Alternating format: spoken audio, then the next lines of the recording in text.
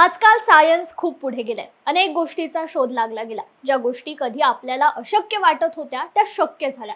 आजचा विषय देखील आपला असाच असणार आहे. जरासा हटके पण खूप महत्त्वाचा. आपल्या भारतीय संस्कृतीमध्ये दान करण्याला अधिक महत्त्व आहे आणि आपल्याकडे रक्तदान हे श्रेष्ठ दान मानलं जातं. त्याचप्रमाणे आपल्याकडे रक्तदान हे मोठ्या प्रमाणावर केलं जातं. अमुक व्यक्तीला या ब्लड ग्रुपची गरज आहे असे मेसेज तुम्ही मोबाईलवर सतत पाहिले असतील. कधीतरी तुम्हीही रक्तदान नक्कीच केलं असेल.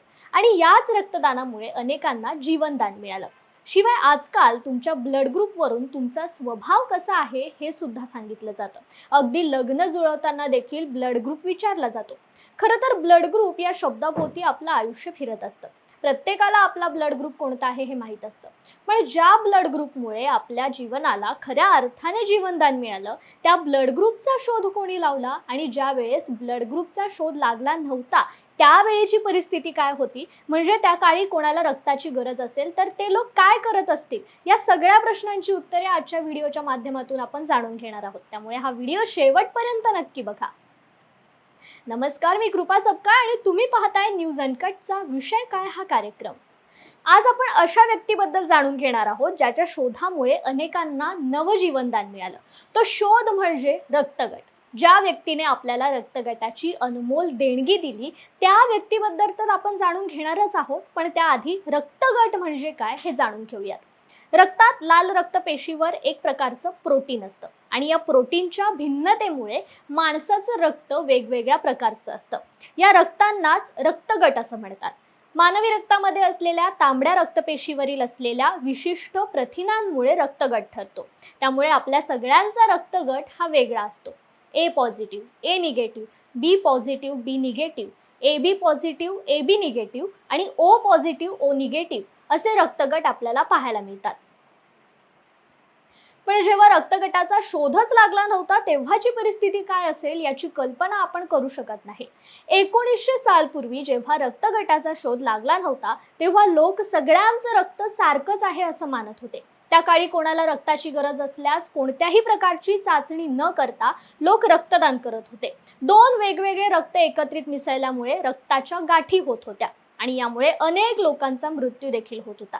रक्तदाबाबाबत अशा अनेक गैरसमजुती त्या काळी लोकांच्या होत्या आणि या गैरसमजुती दूर करण्यासाठी एक व्यक्ती समोर आला. त्या व्यक्तीचं नाव सांगणारच आहे, पण थोडं थांबा. त्याआधी त्याच्या संशोधनाबद्दल जाणून घेऊयात. साल होतं 1891. एका मुलाने वैद्यकीय शिक्षण घेतलं. वैद्यकीय शिक्षण घेतल्यानंतर त्याने रक्ताविषयीच्या संशोधनाला सुरुवात केली. शिक्षण सुरू असताना मानवी रक्तामध्ये काहीतरी वेगळं आहे याची जाणीव त्याला झाली होती. त्यामुळे वैद्यकीय शिक्षण झाल्याबरोबर त्याने रक्ताविषयी संशोधन करायला सुरुवात केली. त्यानंतर 1901 साली त्याने 2 व्यक्तीच्या रक्ताचे नमुने घेतले व त्यावर संशोधन केलं. या संशोधनातून हे समजलं की 2 व्यक्तीच्या रक्तामध्ये फरक आहे. पुढे त्याने संशोधन करण्यासाठी एक टीम तयार केली. त्यांची टीम व ते यावर काम करत राहिले. पुढे संशोधनातून हे समजलं की जगभरातील माणसांच्या शरीरातील रक्त एकाच प्रकारचं नसून त्याचे अनेक प्रकार आहेत. त्यामुळे त्यांनी या विविध प्रकारच्या रक्ताचे वेगवेगळ्या गटात विभाजन केलं. याला ए, बी आणि सी असं नाव देण्यात आलं. काही काळानंतर सी गट हा ओ या नावाने ओळखला जाऊ लागला.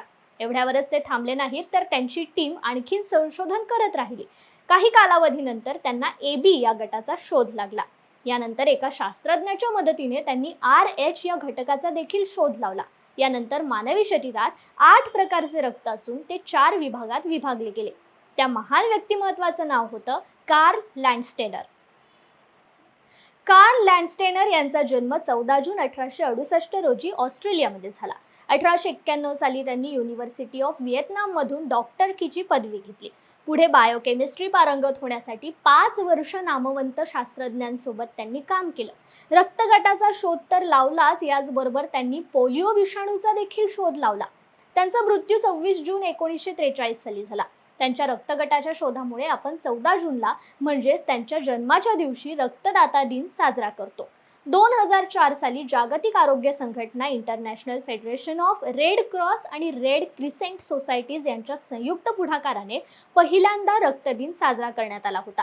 कार्ल लँडस्टेनर यांना रक्ताच्या रहस्याची उकल केल्याबद्दल 1930 साली नोबेल पुरस्कार देऊन गौरवण्यात आलं. तत्पूर्वी इथेच थांबूयात. असे अनेक मुद्दे घेऊन आम्ही पुन्हा येऊ. तोपर्यंत तुम्ही पाहत राहा न्यूज अनकटचा विषय काय हा कार्यक्रम. धन्यवाद.